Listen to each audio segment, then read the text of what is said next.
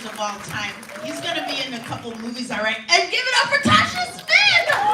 America's youngest sweetheart. So I have to say on a personal note, y'all dumbasses sent me the whole fucking season. And I watched it, I started watching it on Sunday morning. You sent it Saturday night. I woke up early to watch that shit, and I watched every episode. Yeah. Ordered in Chili's. Ooh. And yes, I did. Okay. And yes, that delivery man was like, again. I was like, get used to it. It was beautiful. So Michelle, congrats on the second season. Thank you. Y'all ain't seen shit yet. I'm gonna try to keep quiet, but again, you made the mistake. Michelle, from a creative standpoint, what was it like jumping back into the story?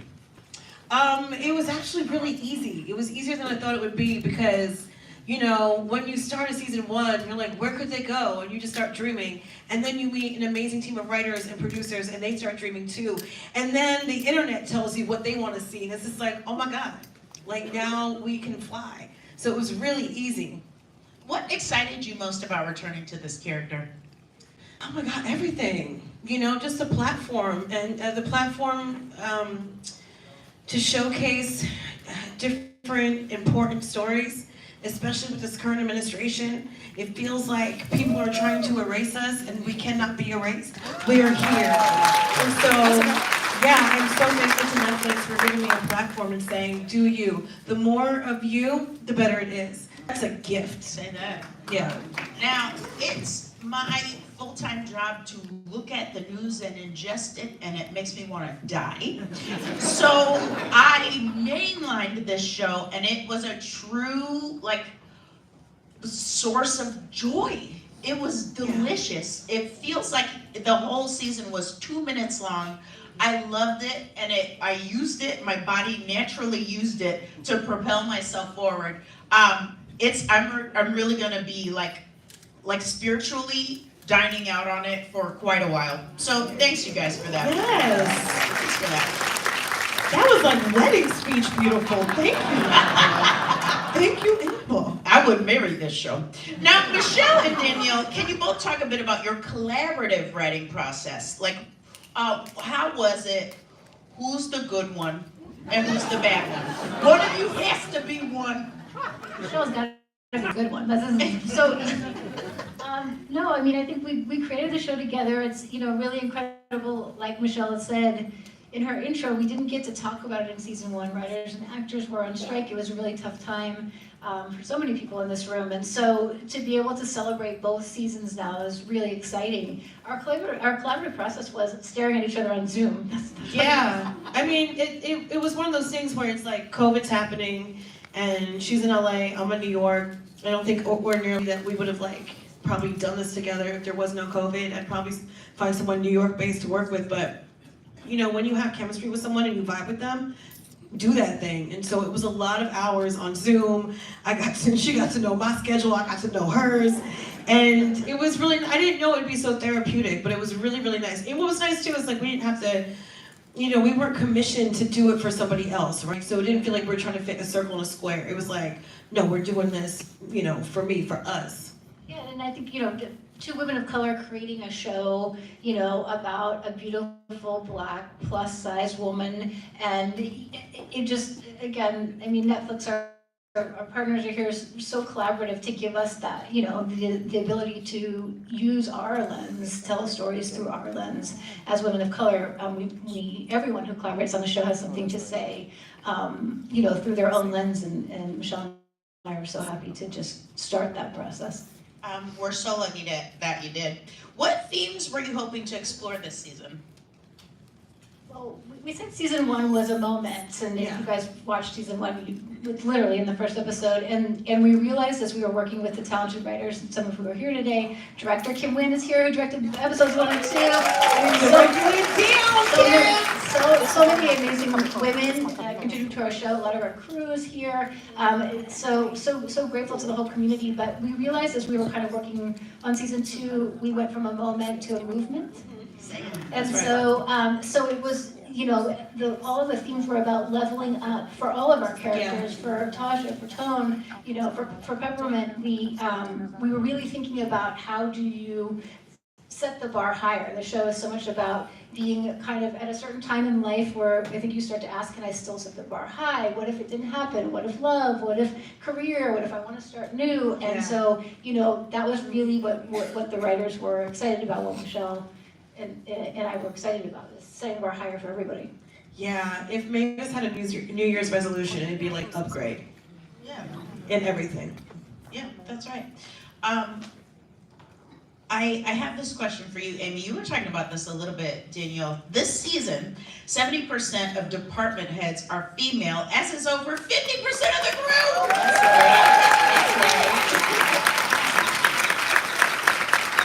Oh my God, everybody in this motherfucker knows. Whoa. Can you talk, I mean, the question is, can you talk about the spirit of inclusivity that was also present behind the scenes? And why was that so important?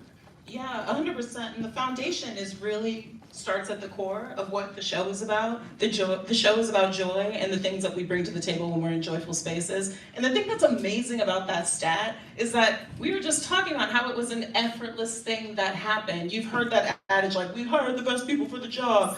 But the best people for the job are often women and people of color. So it's like, it happens so effortlessly, and getting to have a crew around you that's representing the show you want to tell and also the world you want to see makes every piece of the puzzle feel like it's just aligned. Yeah.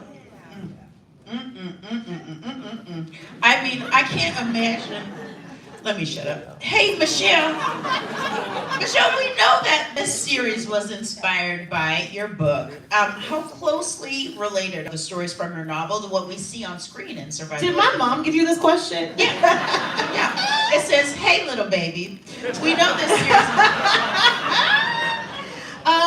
Yeah, it's so funny. People that love the show don't know it's a book, and people that love the book don't know it's a show, and so it's very interesting. And this is why I tell everybody that always asks me in person or DMs me, like, how do I get started? How do I do this? How do I level up? It's just like, you just do it. Just trust yourself that you will mess up, that you will learn. I always tell my kids, you're never losing, you're always learning. What are you learning? And so for about 5 years, I'm like, I want to write a book. I don't have time to write a book. Who's going to read a book? And I would tell myself no all the time. And my book agent is here, Robert Gunsler, shout out to him, because he's a book agent, full-time book agent, part-time therapist, because he's just gently nudging. Have you started? And you need a person like that, because he's like, your voice matters, let's go. And I'm just like, well, who's going to read it? And now, thank you so much. And now, I couldn't have predicted writing a book for me, just to get it done, because that was my personal goal. Just get it done. It doesn't matter who reads it, just get it done. It doesn't have to be perfect, just get it done. I couldn't imagine that the book would be turned into 2 seasons of just beautiful content and also creating Black jobs. But listen, that's why she's so funny. So when Danielle and I were first meeting, we were just pulling weird stories from the book and themes mostly, but really shit that stuff that you talk about with your friends that you're like, that should be in a show.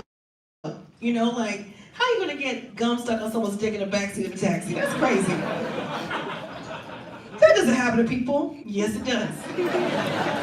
Put it in the show. So some stuff, but not all stuff. It's also creating the world that I want to see, and I'm looking at television. I love TV and film. I'm such a fan, but I don't see us reflected all the time. So I'm like, well, let's get it.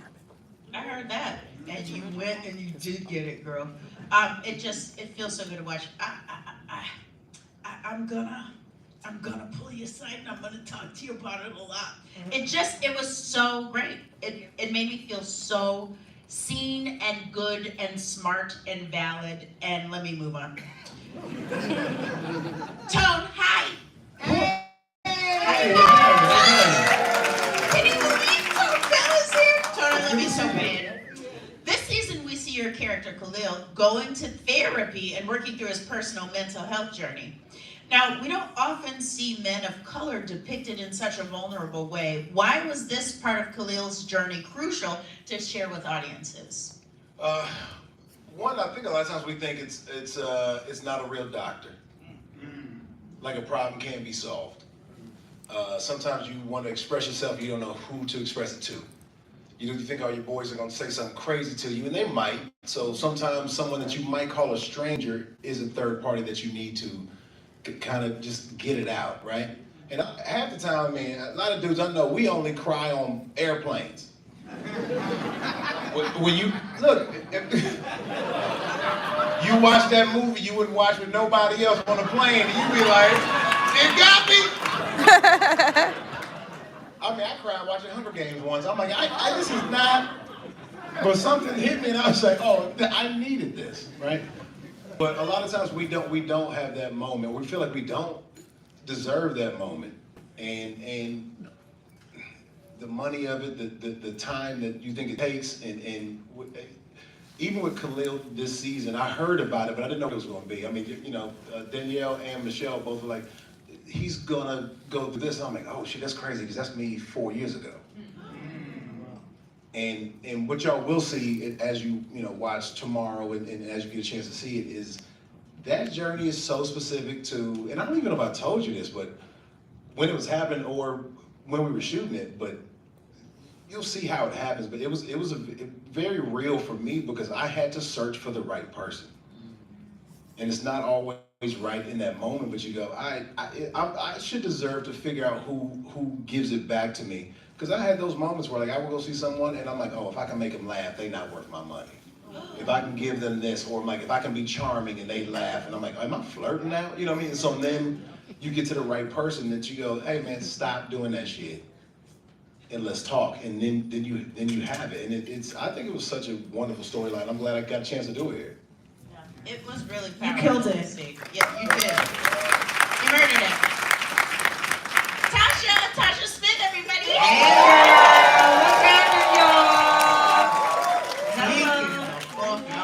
Tasha, Marley is an incredibly dedicated friend as well as being a powerhouse. Now, without too many spoilers, please talk us through Marley's story this season.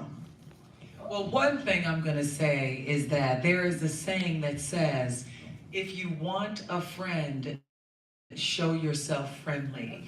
And I feel like Marley is the epitome of that, always supportive and looking out for her sister group and her brother group. Let's go. And I'm excited about this season. I'm excited about all the unique voices that have been able to be heard this season. I'm excited about Marley exploring her queerness this season. And exploring her queerness with one of the most beautiful women Tasha Smith has ever met, and that's Jerry Johnson. And I want to tell y'all something. Like, I got a chance to direct Jerry in another series. That's on Harlem, you know, whatever. Big up to Harlem. When I was directing Jerry and watching her work, I knew that Marley would be going through some incredible, exploration as far as her love scenes. And I was literally praying that I would have someone like that as my scene partner. And look at God, okay? Got that bad, beautiful bitch, okay? But what was so funny is that I had never been with a woman before. I had to get all the advice from my twin. She hated me for that. But she's gonna kill me.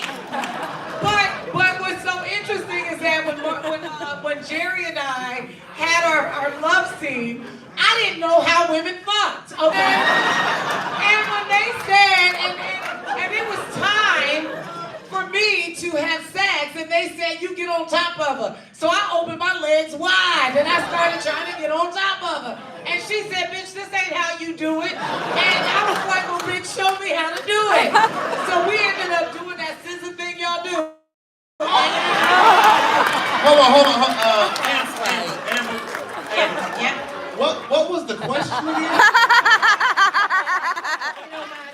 The question was, Question in my way.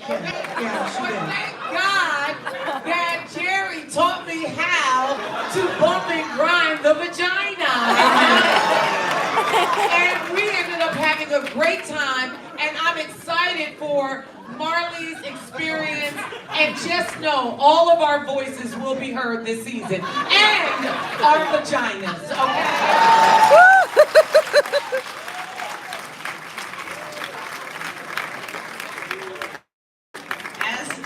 Oh, Amber, did I answer the question? No! And, all right, well, let's take it We back. have more Let's run that questions. We back. don't have time. We have another question. Let's go ahead, And I'm Amber. trying to keep my legs closed before my vagina pop out. Okay? Do Who it. hasn't seen a little pussy? Do it. Give everybody a pap smear. Amber, what's the next question, sweet pea?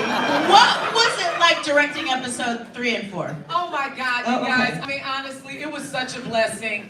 I've never gotten a chance to direct myself, okay? And so having such great material, I had a great time. It was beautiful. And thank you for the experience, you guys. Yeah, like, can I just say, like, this is the great part about working with someone like Danielle, because when we got together and we were talking about, you know, the vibe of the show and the tone of the show, but I've been on enough TV sets and film sets to know, this is my party. I'm a good host. I want everyone to feel safe, secure, and seen. And no matter what job you have, people do show up with trauma, right? And it's just like, ooh, that happened. I'm like, let's shake it off and move forward. And I feel like every show, every gig you have should elevate you to the next. And so while Tasha, I don't know if you guys know, she was in 5 out of 8 episodes season 1, but season 2, we upgraded her to series regular because she is that bitch. And then Danielle was just like, she's a director. This is like a big moment. Like, let's do it. And she showed up and she did it. And this is the vibe. This is our mission statement. This is the vibe of the show. You know, this is changing the culture. You do have the power. When someone gives you the opportunity, say, okay, come on, let's get it. And Let's I go. gotta tell y'all, to be honest, I was so used to directing like more dramas like Mayor of Kingstown and 911 and all of that. And to be able to get a chance to direct a comedy that I was in with my friends, it was such a blessing. So thank you, Danielle. Thank you, Michelle. Thank you, Amy. Thank you, Grace. Thank you, Netflix. Thank you, A24. I really appreciate it. Hey, Peppermint,